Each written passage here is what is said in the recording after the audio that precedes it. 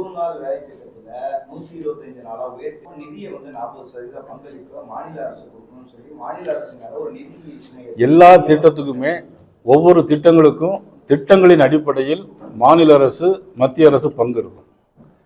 பிரதமருடைய வீடு கொடுக்கக்கூடிய திட்டத்திலையும் 60%, 40%. அது மாதிரி எல்லா திட்டங்களையும் 60%, 40%. நீங்கள் சொன்ன 100 நாள் வேலை திட்டத்திலையும் அதைத்தான் அவங்க அப்ளை பண்ணியிருக்காங்க. அதனால நிறுத்திட்டாங்க அப்படின்னு சொல்றதே போய், திட்டத்தையே நிறுத்திட்டாங்கன்னு சொல்றது போய். நான் சொல்றேன் 125 நாட்கள் வேலை உண்டு, மத்திய அரசு அறிவித்திருக்கிறது.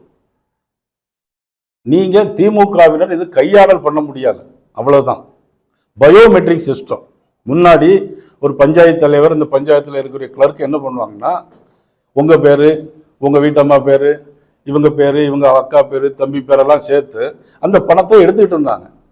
இப்போ அதை எடுக்க வழி கிடையாது. ஒவ்வொருத்தரும் ஃபீல்டுக்கு போகணும், பயோமெட்ரிக் பயோமெட்ரிக் உள்ள போகணும், வெளியே வரும்போது. அப்போ இதில் யாருக்கும் திருடுறதுக்கு வாய்ப்பு இல்லை, இதில் ஊழல் நடைபெறுவதற்கு வாய்ப்பு இல்லை.